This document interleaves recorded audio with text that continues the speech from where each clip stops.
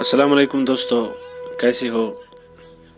آج آپ شاہد کی زبانی سن رہے ہو، غالب کا خط شاہد کے نام۔ مرزا اسد اللہ خان غالب اپنا خط یوں سٹارٹ کرتا ہے، یوں شروع کرتا ہے: السلام علیکم شاہد میاں، آپ کا خط ملا۔ مفت کی شراب نہر چھوڑ کے آیا ہوں تاکہ آپ کو جواب دے سکوں۔ خط میں آپ نے میرے اس شعر کا مطلب جاننے کی کوشش کی: غالب نہ کر حضور میں تو بار بار عرض، ظاہر ہے تیرا حال سب ان پر کہے بغیر۔ اس شعر کا معنی مجھے خود یہاں آ کے پتا چلا، اور آپ نے کچھ حالات اور واقعات بھی لکھے تھے جن سے مجھے پتا چلا کشمیری قانون کے کپڑے پھاڑ دیے گئے ہیں۔ چلو کوئی نہیں، ہمت نہیں ہارنی چاہیے۔ کپڑے پھاڑنے میں اگر بیگانوں کا ہاتھ ہوگا تو معاون اور مددگار ضرور کوئی اپنا ہی ہوتا ہے۔ آج میں آپ کو کشمیر کا ایک قصہ سناتا ہوں تاکہ جو رنج اور ملال آپ کے دل میں ہے وہ دور ہوگا۔ ایک قصہ تب کا ہے جب میری شہرت عروج پر تھی کہ میں شاعر بن گیا ہوں۔ دہلی، لکھنؤ اور باقی ہند کے شہروں میں میری غزلیں اور چند گنے چنے اشعار بہت سے لوگ گنگنا رہے تھے۔ انہوں نے میرے شعروں کو زبانی یاد کیے جو مجھے خود یاد نہیں تھے۔ غالب کے نام پہ مشاعرہ ہوتا تھا، غالب کو پتہ بھی نہیں ہوتا تھا۔ اب مجھے شوق ہوا کہ مجھ سے زیادہ شہرت یافتہ ایک جگہ ہے جس کا نام کشمیر ہے، کیوں نہ میں اس سے مل کے آؤں اور دیکھوں ایسا کیا ہے اس جگہ میں جو مجھ میں نہیں ہے۔ جب میں نے رخت سفر باندھ لیا، مجھ سے میرے مرشد نے کہا: غالب، اور کتنے توبے بچے ہیں تیرے کھاتے میں؟ میں حیران ہو گیا۔ مرشد کھانے اور پینے کا پوچھتے، نہیں چلو کھانے کا نہ پوچھتا، کم از کم پینے کا پوچھتا، یہ کیا توبہ کی بات کر رہا ہے؟ میں حیرت زدہ رہا اور پوچھا: جی ابھی نوبت نہیں آئی۔ تو میرے مرشد نے ہنس کر کہا: واپسی پر ضرور ہر روز توبہ یاد آئے گا۔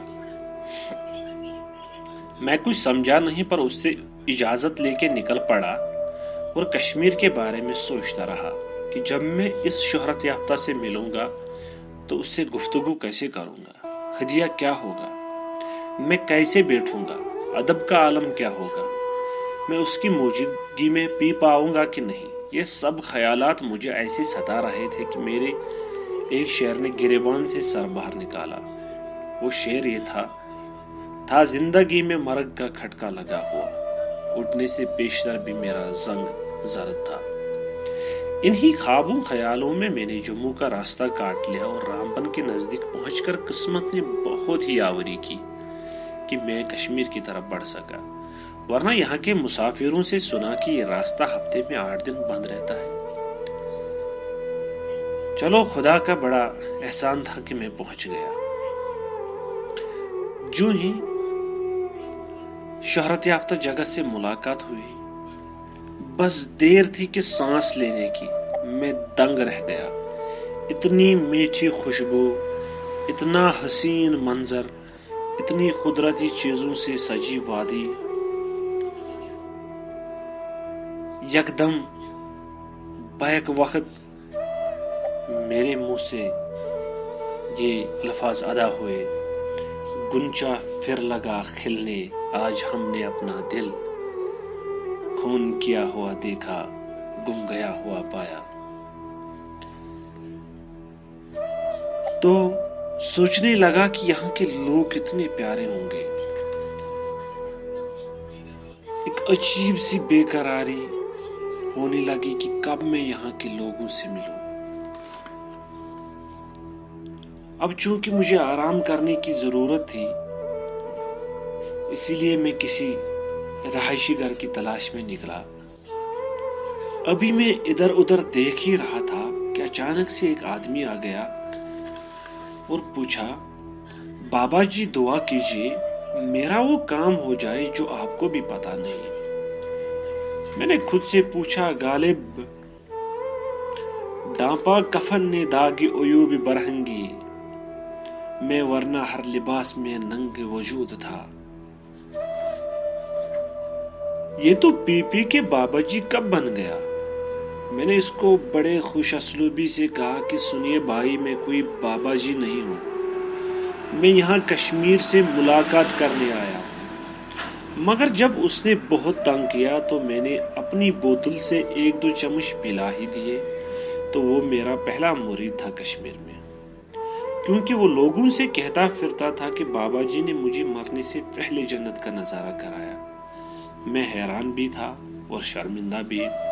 میں اس کو کچھ کہنا چاہتا تھا مگر اس سے پہلے ہی میرے شاعر نے مجھے بدنام کیا۔ کب وہ سنتا ہے کہانی میری اور پھر بھی وہ زبانی میری۔ اب کشمیر دیکھا، اس سے ملاقات ہوئی، اس نے کہا، غالب صاحب کوئی شعر سناؤ۔ تو میں نے کہا، بس کہ ہوں غالب اسیری میں بھی آتش زیر پا، موئے آتش شدید ہے حلقے میری زنجیر کا۔ جو ہی کشمیر نے میرا شعر سنا تو اس نے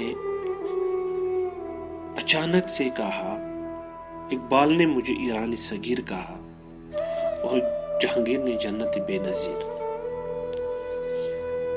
میں نے اس سے پوچھا، شاید جہانگیر کو آپ کی اولاد کی خبر نہیں، ورنہ جنت بے نظیر کے بدلے لطیفی بے جریر کہتا۔ اس کو بڑا غصہ آیا اور کہنے لگا، کیوں حقارت کر رہے ہو بھائی؟